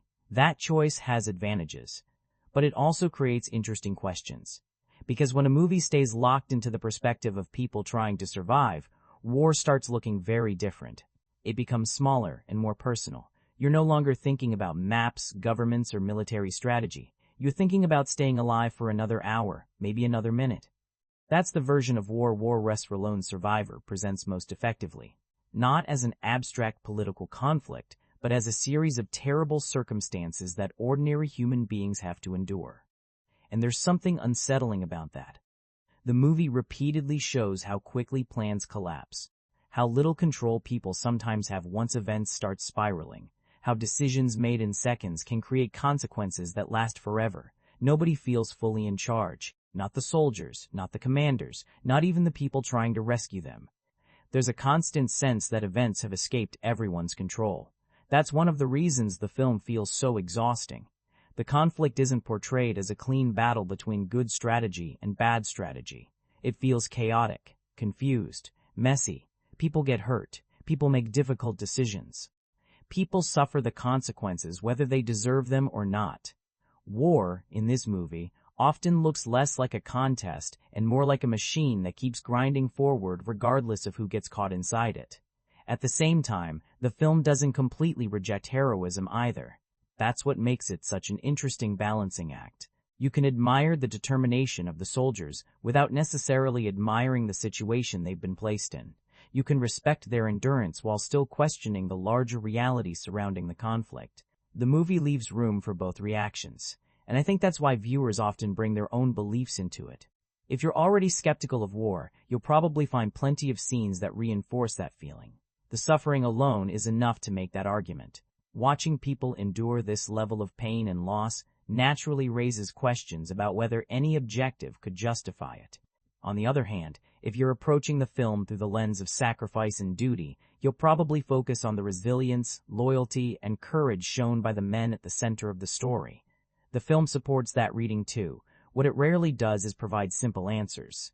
And maybe that's for the best, because one thing Lone Survivor captures surprisingly well is the dehumanizing nature of conflict, not in a grand philosophical sense, in a practical one. The further the story progresses, the more survival starts replacing everything else. Fear replaces certainty. Instinct replaces planning. Endurance replaces purpose. People become defined by whether they can keep going. That's a difficult thing to watch, but it's also one of the movie's most powerful observations. By the time the film reaches its most intense moments, nobody seems concerned with winning. The original mission feels distant.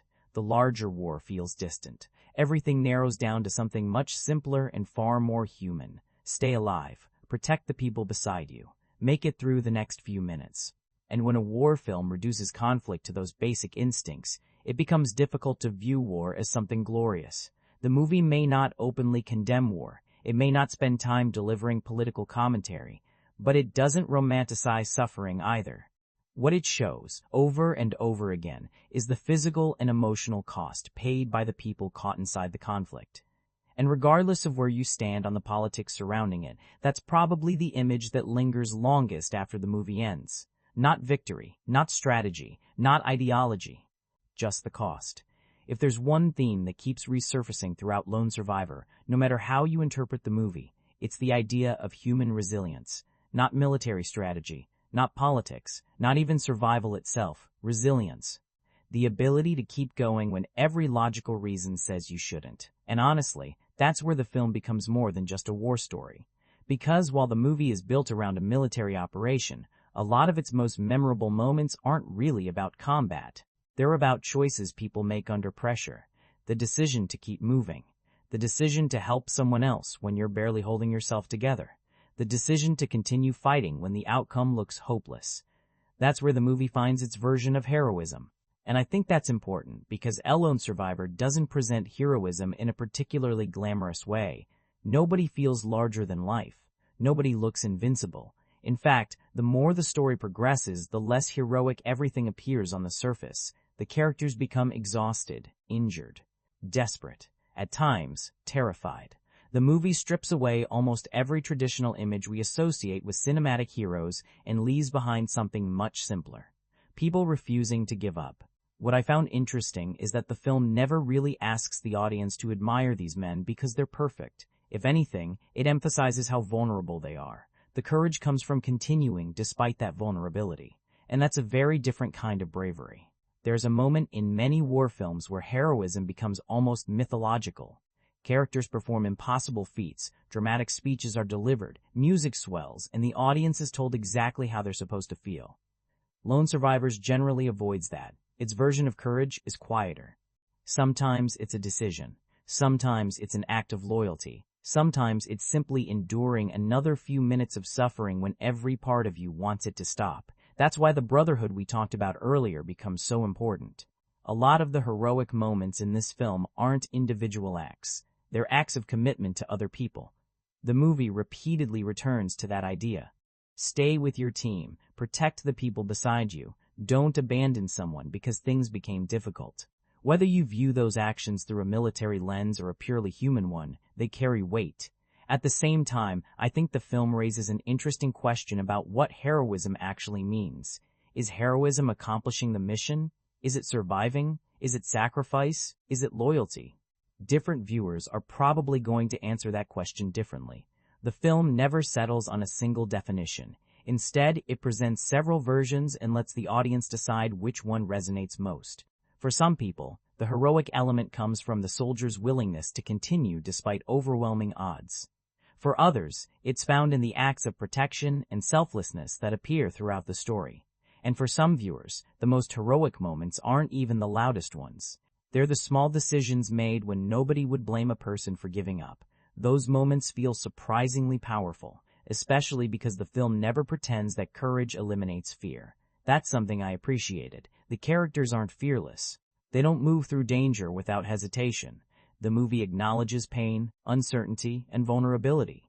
The bravery comes from acting despite those things, not in the absence of them. And that's probably why the theme works, because it's relatable. Most of us will never find ourselves in a situation remotely similar to what's depicted here. But the idea of continuing through fear, uncertainty, exhaustion, or adversity is something almost everyone understands on some level. The scale is different. The emotion isn't. By the end of the film, LS Contact AALAC, Lone Survivor isn't really asking whether these men were strong enough. The answer to that question is obvious. Instead, it asks something much more interesting. What does a person do when they're pushed beyond what seems possible? Some break, some surrender. Some keep going. And the movie spends nearly its entire runtime exploring that final possibility. Not as fantasy, not as mythology, but as something messy, painful, imperfect, and deeply human. That's why the theme of heroism lands for so many viewers. It's not presented as greatness from a distance. It's presented as perseverance up close. And somehow, that feels far more powerful. At this point, we get into one of the most debated aspects of Lone Survivor. And honestly, it's probably the reason the movie continues to spark discussion years after its release. Is this a war movie? Or is it a tribute? Because those aren't necessarily the same thing. The more I thought about it after watching, the more I realized that Lone Survivor seems far more interested in honoring people than explaining a conflict, and that distinction matters. Throughout the film, there's a clear sense of respect toward the men at the center of the story. The movie never treats them as disposable action heroes. It wants the audience to recognize them as real individuals who existed, made sacrifices, and paid a very real price. You can feel that intention running through almost every major scene. The training sequences, the moments of camaraderie, the emphasis on loyalty, the repeated focus on perseverance. All of it contributes to a larger sense that the film is trying to preserve memory as much as tell a story. And for a lot of viewers, that's exactly why the movie works. They see it as a tribute to service, courage, and sacrifice. The military setting becomes secondary to the human story underneath it. The film isn't asking them to celebrate conflict. It's asking them to acknowledge the people who lived through it. But this is also where opinions begin to diverge. Because not everyone experiences the film in the same way. Some viewers argue that the movie occasionally drifts beyond remembrance and into patriotism. They point to the emotional framing, the reverence toward the soldiers, and the memorial-like quality of certain scenes as evidence that the film isn't entirely neutral. And honestly, I can understand that perspective too.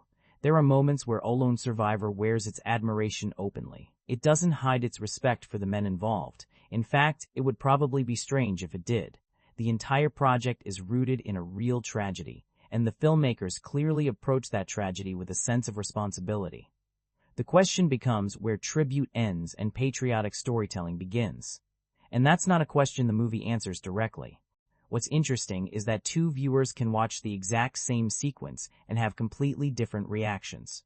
One person sees a respectful memorial. Another sees military glorification. One person focuses on sacrifice. Another focuses on symbolism. One person leaves feeling inspired. Another leaves feeling conflicted. The film creates space for all of those reactions. Personally, I think the movie is strongest when it stays focused on individuals rather than institutions. When it concentrates on friendship, endurance, fear, loyalty, and loss, the emotional impact feels universal. You don't need a particular political viewpoint to understand those things. They're human experiences. The further the film moves toward honoring specific people, the more powerful it becomes. Because at its core, Lone Survivor asks your the audience to celebrate war. If anything, much of what we've already discussed, the injuries, the suffering, the chaos, the loss, pushes in the opposite direction. What it does ask is that we acknowledge sacrifice. Whether you view that sacrifice through a patriotic lens, a humanitarian lens, or simply a personal one is largely up to you. And I think that's part of why the ending resonates with so many viewers. By the time the story reaches its conclusion, the mission itself almost feels secondary. The tactical details fade into the background. What remains are the people, their choices, their endurance, their absence. The film becomes less concerned with what happened and more concerned with remembering who it happened to. That's a subtle difference, but it's an important one. Because the strongest tributes aren't usually about creating heroes. They're about preserving humanity. And whatever your opinion of Lone Survivor has a war film, there's no question that preserving the memory of the people behind the story is one of its primary goals. Whether viewers see that as moving, patriotic, complicated, or all three at the same time will probably depend on their own perspective. But it's impossible to miss. The film carries that intention from its opening moments all the way through its final frame. One of the more interesting choices Lone Survivor makes is what it doesn't spend time talking about, and the longer I thought about the film, the more noticeable that became. For a movie set during a real military operation in Afghanistan, there's surprisingly little discussion about the larger political picture. The film rarely pauses to explain the broader conflict, the history behind it, or the complicated questions surrounding America's involvement in the region. In some ways, it almost avoids those conversations entirely. Now, depending on the viewer, that's either a strength or a weakness. Some people appreciate the restraint. They don't want the movie stopping every 20 minutes to deliver a political lecture. They see the film as a story about specific individuals caught in a specific situation, and from that perspective, the narrower focus makes sense. The movie isn't trying to explain a war, it's trying to tell a story that happened during one. That's an important distinction. By keeping the camera so close to the soldiers, the film creates a very immediate experience. We see what they see, we know what they know. The larger geopolitical landscape exists somewhere in the background, but it's rarely brought to the forefront. As a storytelling choice, it creates immersion. As a discussion point, it creates debate, because there are definitely moments where you can feel the absence of that larger context. The conflict itself remains somewhat distant. The reasons behind it remain mostly unexamined. The film introduces the mission, establishes the objective, and then focuses almost entirely on the human experience of trying to survive. For some viewers, that's enough. For others, it leaves a gap. I found myself somewhere in the middle. On one hand, I understand why the filmmakers made that decision. Expanding the story into a broader political analysis would have created a completely different movie. The focus would shift away from the people at the center of the narrative and toward the systems surrounding them. And that's clearly not the story Peter Berg wanted to tell. But on the other hand, the absence of context occasionally becomes part of the viewing experience. You notice it. Not because the film is hiding anything, but because it's deliberately choosing where to place its attention. The movie keeps returning to individuals rather than ideologies, to consequences rather than causes, to experiences rather than explanations. And that's why viewers with very different political beliefs often end up responding positively to the same film. The movie doesn't spend much time telling you what to think. It doesn't aggressively push one interpretation of the conflict over another. Instead, it presents a situation, shows the human cost of that situation, and leaves much of the larger meaning open for the audience to wrestle with on their own. That's actually harder than it sounds. A lot of films want to guide viewers toward a specific conclusion. Lone Survivor feels far less interested in conclusions than it does in observation. It observes courage, it observes suffering, it observes loyalty, it observes loss. What those observations mean politically is largely left in the audience's hands, and that's where some of the ideological neutrality comes from. Now, neutrality itself can be controversial. Some viewers argue that avoiding political commentary is a political choice in its own right. Others believe the film's focus on personal experience allows it to remain accessible to a wider audience. Again, I can see both arguments. What's difficult to deny is that Lone Survivor intentionally narrows its field of vision. The camera rarely lifts high enough to examine the entire conflict. It stays on the mountain. It stays with the soldiers. It stays with the immediate consequences unfolding in front of them. As a result, the movie often feels less concerned with explaining why wars happen and more concerned with showing what war does to people once they're inside it. And honestly, that approach may be one of the reasons the film continues to connect with such a broad audience. You don't need to agree on politics to recognize fear. You don't need to share an ideology to understand loss. You don't need a particular worldview to see the toll that conflict takes on human beings. The film seems to understand that. Rather than building its emotional weight around arguments, it builds it around experiences.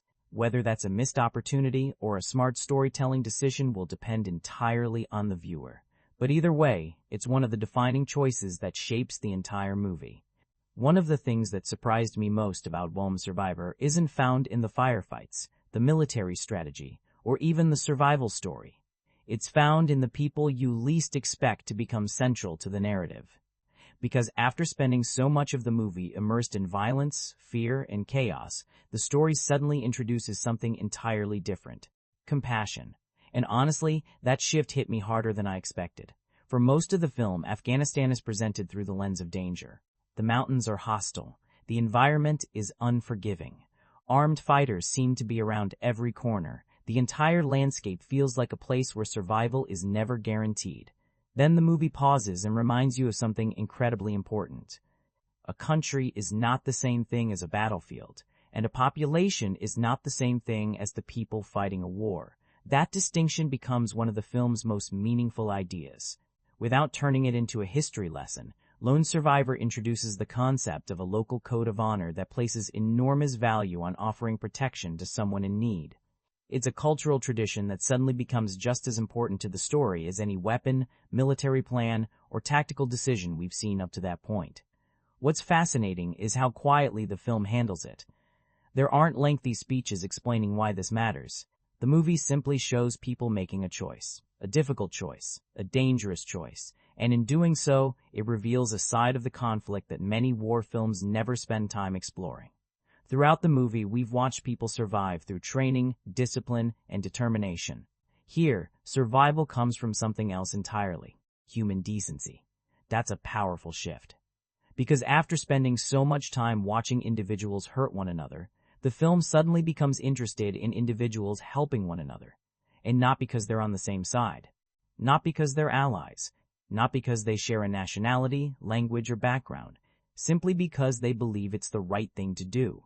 I found that incredibly effective, especially because it complicates the film's worldview in a way that feels genuine rather than forced. Up until this point, much of the story has been defined by conflict, enemy positions, military objectives, life or death decisions. But these scenes introduce a reminder that war zones are still populated by ordinary people living ordinary lives as best they can. People with families, communities, traditions, values. The movie doesn't spend enough time with these characters to fully explore every aspect of that world, but it spends enough time to make an impression. And honestly, that's all it needs, because their presence changes the emotional texture of the film. Suddenly, the story isn't just about survival anymore. It's about trust. It's about empathy. It's about the uncomfortable reality that humanity often survives in places where violence seems to dominate everything.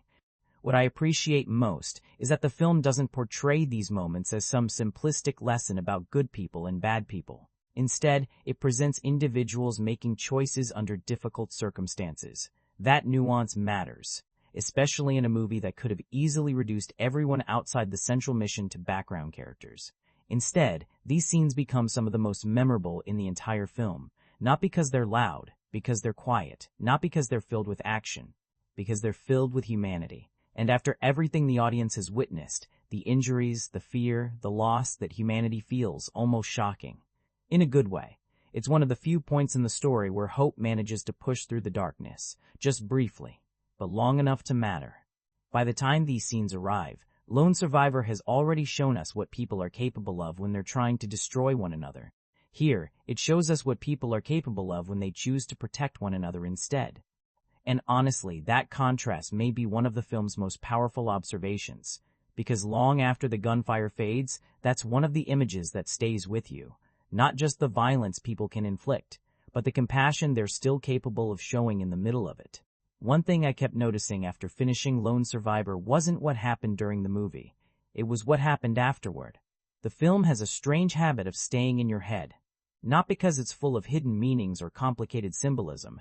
Actually, it's the opposite. The story itself is fairly direct. What lingers are the questions, and the movie leaves behind quite a few of them. The obvious one, of course, is the decision we talked about earlier. Even years after the film's release, people are still debating it. You'll find viewers arguing over what the team should have done, whether different choices could have changed the outcome, and if the mission was doomed regardless of what happened on that mountain. What's interesting is that the movie never tries to settle the argument. It just places the question in front of you and walks away. In a lot of films, that would feel frustrating. Here, I think it works because uncertainty is already baked into the story. These characters are constantly forced to make decisions without perfect information. Why should the audience be any different? And honestly, that's what makes the discussion feel genuine. The film doesn't pretend that complex situations have simple answers. There were several moments where I found myself replaying events in my head after the credits rolled. Not because I was confused about what happened, but because I was trying to figure out how I felt about it. That's a different kind of engagement. A movie can entertain you for 2 hours and disappear the moment it's over. Lone Survivors occasionally does something more interesting. It invites reflection without demanding a specific conclusion. Some viewers walk away thinking about heroism. Others focus on sacrifice. Some think about military decision-making. Others think about survival, morality, or the cost of war. The film supports all of those interpretations without fully committing to any one of them. And I think that's one of the reasons conversations around the movie remain so varied. Two people can watch the exact same scenes and end up discussing completely different themes afterward. One person is talking about courage. Another is talking about ethics. Someone else is questioning strategy. And someone else is simply thinking about how fragile life can become when circumstances spiral beyond your control. None of those responses feel wrong, because the film leaves room for them. I also think the movie benefits from resisting the urge to over-explain itself. There are plenty of opportunities where it could stop the narrative and tell the audience what lesson they're supposed to take away. Instead, it generally trusts viewers to do some of that work on their own. That's something I appreciated more the longer I sat with the film. Not every question needs an answer. Sometimes a story is more powerful when it allows people to wrestle with the uncomfortable parts themselves, and Lone Survivor is full of uncomfortable parts. Questions about duty, questions about responsibility, questions about survival, questions about what people owe each other when everything is falling apart. The film doesn't solve those questions. It simply shows people living through them. That's a subtle difference, but it's an important one. Because by the end, I don't think Lone Survivor R is trying to convince viewers to agree on anything. It's trying to make them think about things they might not have considered before. What would you do in that situation? How much can a person endure? Where does courage come from? Can there ever be a truly right decision when every option carries consequences? Those aren't easy questions, and the movie isn't interested in easy answers. What I find fascinating is that some of the film's strongest moments aren't necessarily the scenes everyone remembers. They're the moments that quietly plant a question in the back of your mind and leave it there. Days later, you're still turning it over, still reconsidering it, still wondering. For me, that's one of the clearest signs that a film has connected with its audience. Not that everyone agrees on what it means, but that people continue talking about it after it's over. And D, A Lone Survivor definitely earns that kind of conversation. Whether you see it as a survival story, a tribute, a war film, a moral dilemma, or some combination of all four, the movie ultimately leaves the final interpretation in your hands. And honestly, I think that's exactly where it belongs. For all the discussions about realism, politics, military tactics, and historical accuracy, I think the real test for a movie like Lone Survivor comes down to something much simpler. Does it make you feel something? Because at the end of the day, none of those other conversations matter very much if the story never connects on an emotional level. And this is where Lone Survivor becomes surprisingly complicated, not because it lacks emotion, because different people seem to experience completely different emotions while watching it. Some viewers come away devastated, others feel inspired, some feel angry, some feel exhausted, some feel a strange combination of all four. And honestly, I think that's one of the film's greatest strengths. The emotional experience isn't neatly packaged. It's messy, the way real tragedies often are. There were moments during the film where I felt genuine admiration for the resilience of the people involved. Then, a few scenes later, that admiration would get mixed with frustration. Frustration at the circumstances. Frustration at the suffering. Frustration at watching events spiral further and further beyond anyone's control. The movie constantly shifts between those emotional spaces. One minute you're impressed, the next you're uncomfortable. Then you're hopeful. Then that hope disappears. It's almost emotionally unstable in a way that feels appropriate for the story being told. What I found particularly effective is that the film doesn't rely heavily on manufactured sentiment, at least not for most of its runtime. It doesn't stop every few minutes for emotional speeches. It doesn't constantly remind the audience to be sad.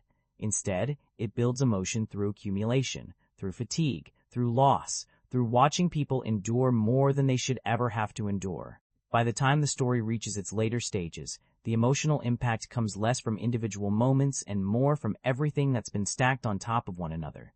The injuries, the setbacks, the sacrifices, the realization that certain outcomes are becoming unavoidable. Eventually, the weight of it all starts settling in. And that's when the movie hit me the hardest. Not during the loudest scenes, not during the biggest action sequences, during the quieter moments where the reality of the situation finally catches up with the story. Those moments linger, especially because the film never lets you completely forget that real people were behind these events. That awareness changes everything.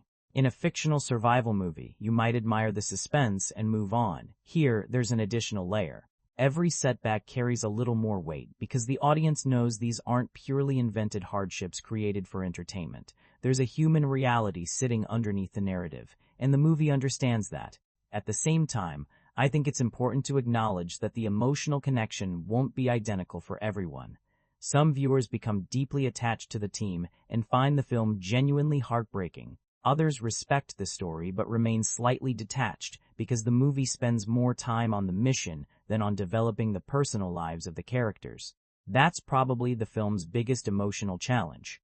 It asks the audience to care about people largely through their actions, rather than through extensive character development. For some, that's enough. For others, it creates distance. I found myself somewhere in between. There were moments where I wished the film had spent more time exploring the individuals behind the uniforms, but there were also moments where the simplicity worked in its favor. The movie isn't trying to create emotional impact through manipulation. It's trusting the situation itself to carry much of that burden, and often, it does. What stayed with me most wasn't sadness alone, it was exhaustion. What impressed me most is that despite all the action, all the chaos, and all the technical spectacle, the movie never completely loses sight of the human story underneath everything. That's what keeps it grounded. Every time the film risks becoming just another war movie, it pulls the focus back toward people, toward sacrifice, toward endurance, toward loss. The action may be what attracts viewers initially, but those deeper elements are what give the experience lasting weight. By the end, I didn't leave Lone Survivors thinking about it as a purely entertaining film, but I also didn't leave thinking of it as a purely educational one. It occupies an unusual middle ground, part survival thriller, part memorial, part war drama, part human story. And maybe that's why discussions around the movie continue years later, because it isn't trying to be only one thing. It's trying to honor a real event while still functioning as compelling cinema. Whether it always achieves that balance perfectly is open to debate. But the attempt itself is one of the most interesting aspects of the entire film. So after everything we've talked about, the story, the performances, the action, the themes, the technical craft, I think the final conversation around A Lone Survivor comes down to one question. How much of this feels real? And maybe more importantly, how much does that matter? Because whenever a film is based on actual events, especially events this well known, there's always going to be a debate about authenticity. Some viewers want complete historical precision. Others are more interested in whether the movie captures the emotional truth of what happened. And those two goals don't always point in the same direction. Lone Survivor sits right in the middle of that tension.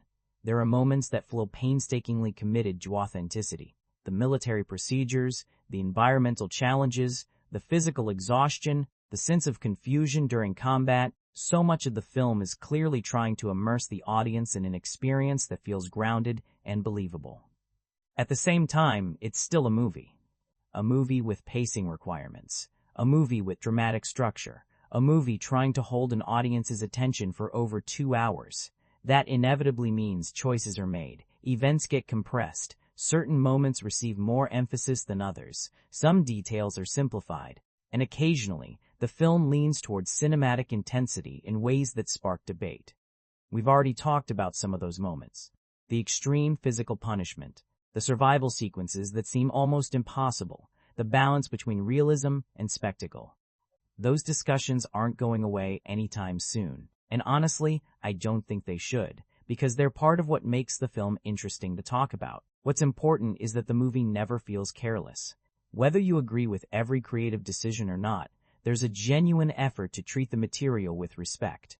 The film doesn't come across as a story exploiting a tragedy for entertainment. It comes across as a story trying to translate a tragedy into a form that audiences can experience and understand. That's a difficult task. And while the film doesn't succeed at every single aspect of it, I think it succeeds at enough of them to remain memorable.